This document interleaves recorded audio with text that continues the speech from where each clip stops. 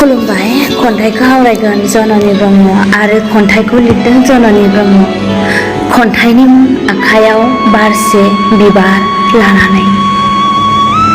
मिजिं दंमोन आयै आंबो गुबुनफोरबायदि बिमा बिफाखौ आलो गोजोन बारसे बिबार लानानै सिबिनो। आयै आं देरबाय लावबाय नोंसोरनि अननायाव मोजां गाज्रिखौ बिजिरनो आं रोंबाय। नाथाय नोंसोरखौ सिबिनो आंहा मिजिंआ फैमाल जाबाय आयै आरो आफा। नोंसोरनि बोसोन होनाया बहा गोमाखो? गुबुनफोरबायदि बिमा बिफाखौ आलो गोजोन दोननायखौ नुनानै आंबो दिनै गोबां गाबखाङो नोंसोरखौ आलो गोजोन दोननो।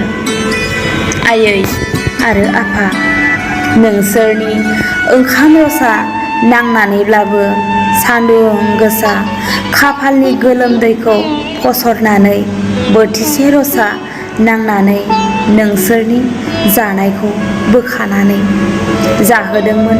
मिजिं दंमोन आयै आंबो नोंसोरखौ सिबिनो।